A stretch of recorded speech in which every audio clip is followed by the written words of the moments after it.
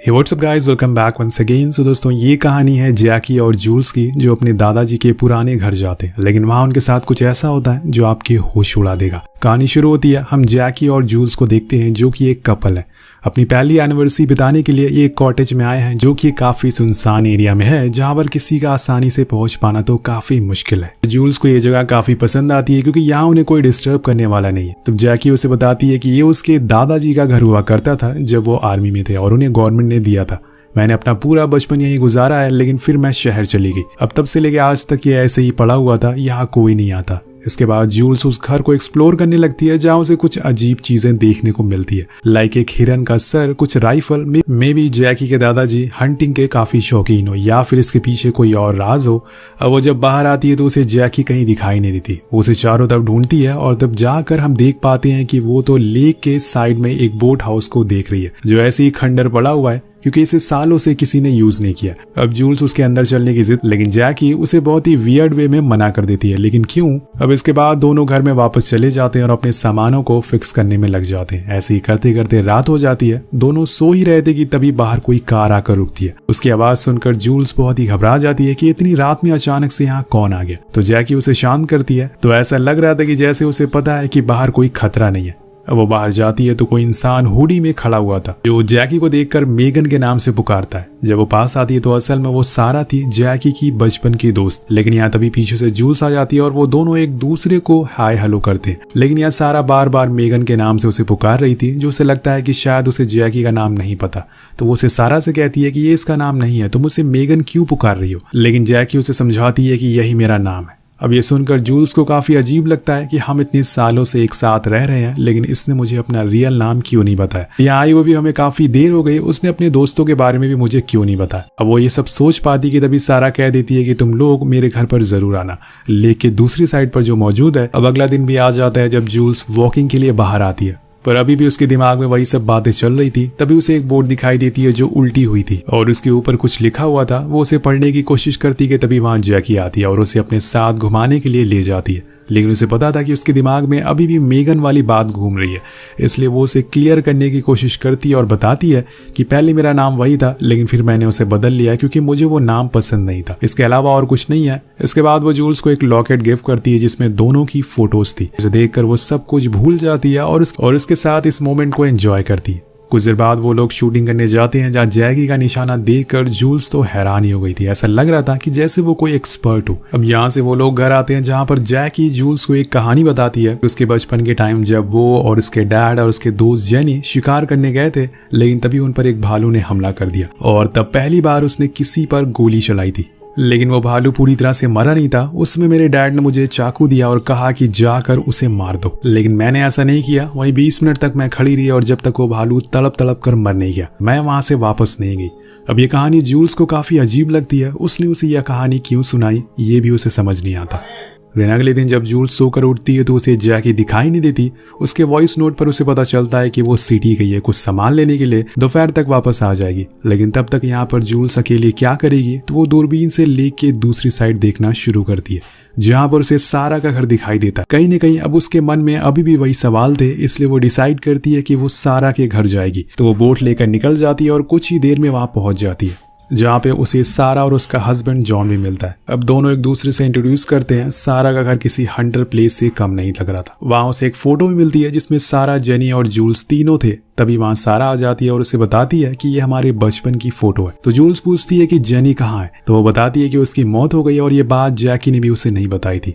वो वापस घर आने लगती है, तभी बीच में ही उसे जैकी मिल जाती है और वो बिना समय गवाए उसे जेनी के बारे में सवाल करती है और पूछती है कि तुमने मुझसे ये सब क्यों छुपाया। तब वो उसे एक और कहानी सुनाती है कि एक दिन जब हम छोटे थे तो मुझ में और जेनी में रेस लग गई। मैं काफी आगे निकल गई, लेकिन जब मैंने पीछे मुड़कर देखा तो वहां जेनी नहीं थी, क्योंकि वो पानी में डूब चुकी थी।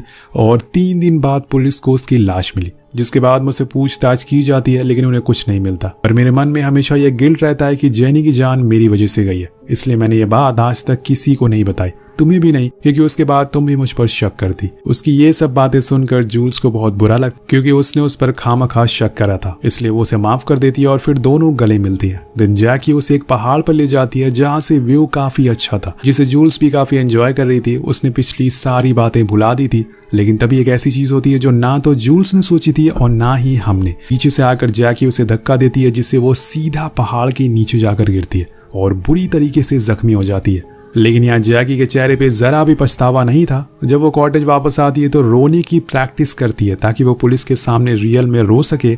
लेकिन वो अभी भी पुलिस को नहीं बुलाती बल्कि एक बारी फिर से उसी स्पॉट पर जाती है जहाँ से उसने जूल्स को गिराया था। पर वो वहाँ नहीं है, बस उसका लॉकेट वहाँ पर मौजूद था, मतलब कि वो अभी भी जिंदा है और उसका राज अब कभी भी बाहर आ सकता है। इसलिए जैकी उसे ढूंढने के लिए जंगल के अंदर जाती है जहाँ पर हम पहली बार जूल्स को देखते हैं, जिसके सर पे बहुत ही गहरी चोटें आई थी, पैर की हड्डियां टूट चुकी थी, लेकिन उसने खुद को फिर भी बचा लिया था। पर तभी वहां जैकी आ जाती है और बोलने लगती है कि उससे गलती हो गई, उसे माफ कर दो।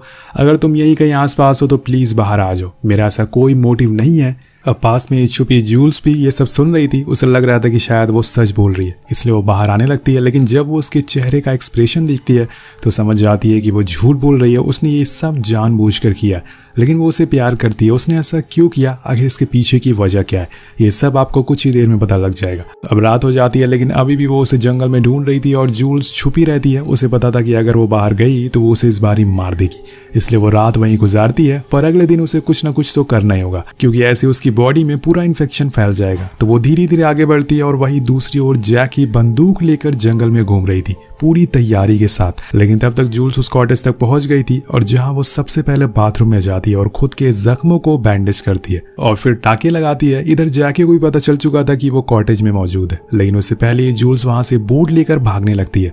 उसे जाने के बाद वहां पर जैकी आती है जो बाथरूम में जाती है और उसे पता चल जाता है कि यहाँ पर वो आई थी, यानी कि वो आसपास ही मौजूद है। इसलिए वो फिर से बाहर निकल जाती है और उसकी बोट देख लेती है। अब वो एक दूसरी बोट लेकर उसका पीछा करने लगती है और कूद कर उसकी बोट पर आ जाती है। जूल्स उसे लड़ने की कोशिश करती है लेकिन उसके पास वही चाकू मौजूद था।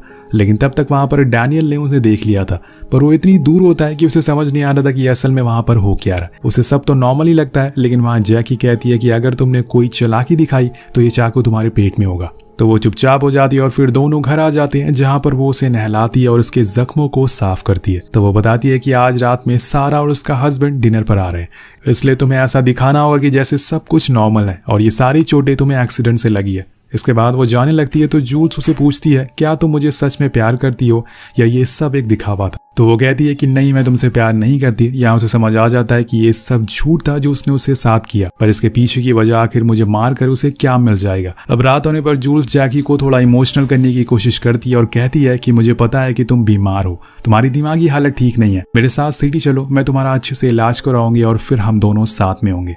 लेकिन उसकी ये सब बातें जैकी पर कोई असर नहीं करती।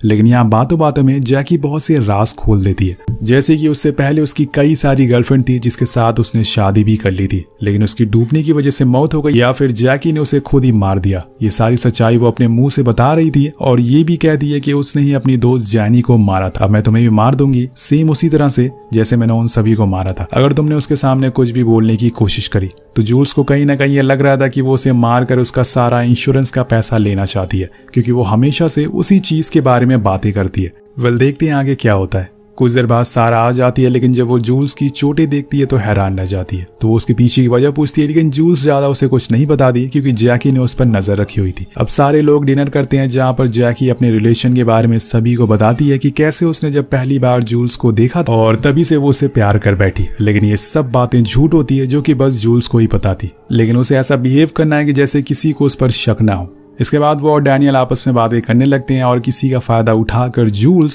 सारा को सब कुछ बता देती है। जिसके बाद वो डैनियल को बताने लगती है, लेकिन डैनियल सुन नहीं पाता। लेकिन जैकी समझ जाती है कि उसे सच पता चल चुका है और जैसे ही वो पीछे मुड़ता है वो उसका गला काट देती है, जिसे देखकर सारा पागल हो जाती है। वो भागने की कोशिश करती है लेकिन उसकी भी किस्मत बेकार थी, अगले ही पल उसकी भी मौत हो जाती है।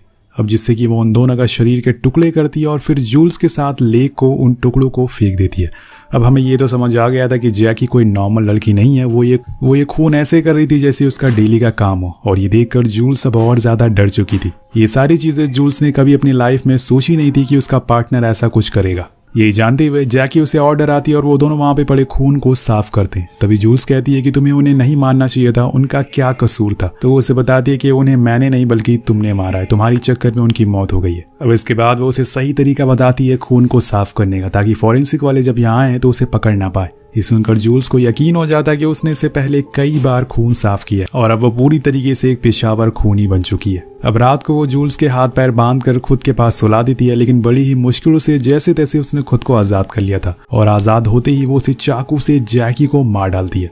वेट, ये असल में एक सपना था जो हकीकत में वो अभी भी बंधी हुई है। अगले दिन जब वो सोकर उठती है तो देखती है कि वहां पे हॉल में एक भालू का सर टंगा हुआ है। ये वही था जिसे जैकी ने बचपन में मारा था और तब से लेकर आज तक वो यहीं पर टंगा हुआ है। और तभी उसकी नजर पीछे रखे हुए एक बॉक्स पर पड़ती जिसके अंदर सेम वही हूबहू बहुत सारे लॉकेट रखे हुए थे जैसे कि जैकी ने उसे दिए थे। लेकिन जब उन लॉकेट्स को खोलती है तो उसके अंदर अलग अलग लड़कियों की फोटोज थी जो कि शायद जैकी की पिछली सारी विक्टिम्स हो, जिसको उसने मारा होगा। अब कुछ देर बाद जैकी उसे लेके कहीं जा रही थी, शायद वो उसकी जान लेने वाली है, लेकिन आज उससे पहले जूल्स ने उसके गर्दन पर एक बेहोशी का इंजेक्शन लगा देती है और कार से उतरकर भागने लगती है। लेकिन उसके पीछे पीछे जैकी भी मौजूद थी। कुछ ही देर बाद वो दोनों वहीं पहुंच जाते हैं जहां पर जूल्स नीचे खाई पर गिरी थी। लेकिन इससे पहले कि वो कुछ कर पाती तभी जैकी इंजेक्शन की वजह से बेहोश हो जाती है और वहां से भाग जाती है। लेकिन बीच रास्ते में वो वापस आती है क्योंकि वो उसे मानना नहीं चाहती थी। कहीं ना कहीं वो उसे प्यार करती है, लेकिन तब तक जैकी वहां से भाग चुकी थी, इसलिए वो वहां से एक कॉटेज की ओर जाती है।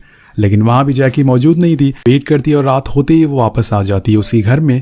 यहाँ उन दोनों का एक बार फिर से आमना सामना होता है, लेकिन यहाँ जूल्स को देखकर साफ पता चल रहा था कि वो उसे मानना नहीं चाहती, लेकिन अब उसकी ये मजबूरी है, इसलिए उसने भी बंदूक तान दी थी। लेकिन तभी जैकी वहां से भाग जाती है, ऊपर वाले फ्लोर पर आ जाती है जहाँ पर उसने अचानक से जूल्स पर हमला बोल दिया था। अब वो जख्मी हो चुकी थी और खुद को खड़ा नहीं कर पाती थी। जैकी उसे घसीटते हुए उसी हिल के पास ले जाती है और इस बारी वो पूरी जान से नीचे फेंक देती है ताकि अब कोई चांस ही ना बचे जिंदा रहने का। वो पूरी तरह से श्योर थी, इसलिए उसने इस बारी पुलिस को भी कॉल करके बुला लिया था क्योंकि उसे अब यकीन हो गया था कि जूल्स की मौत तो हो गई है। अब घर जाने पर वो सबसे पहले इंसुलिन का डोज लेती है क्योंकि वो डायबिटिक है और फिर पास में रखे हुए लैपटॉप को ओपन करती है। उसमें उसे एक वीडियो मिलती है जो असल में जूल्स ने रिकॉर्ड करी थी, जिसमें वो उसे बताती है कि उसने इंसुलिन वाले इंजेक्शन में नाइट्रोजन मिला दिया था और उसे अच्छे से पता था कि वो जैकी से कभी जीत नहीं पाएगी, इसलिए उसने एक कदम उठाया। अब ये चीज देखने के बाद जैकी के तो होश ही उड़ जाते हैं। वो घर के बाहर निकलकर भागना शुरू कर देती है ताकि जल्दी से रोड तक पहुंच सके, लेकिन उससे पहले ही उसका सामना एक भालू से हो जाता है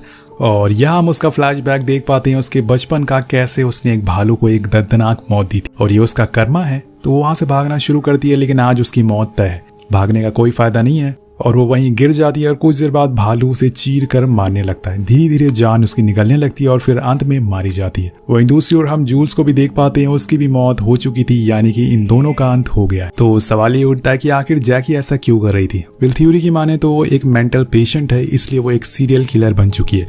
पहले वो लड़कियों को फंसाती है और फिर यहाँ लाकर उन्हें मार देती है। ऐसा करने में उसे मजा आने लगा है, लेकिन इस बार उसकी किस्मत खराब थी और वो मारी गई। इसलिए कहते हैं कि किसी पर आंख बंद करके भरोसा नहीं करना चाहिए। वेल, आपको ये कहानी कैसे लगी नीचे कमेंट करके जरूर बताएगा। मिलते हैं आपसे अगली वीडियो में। Thank you so much watching. Peace out.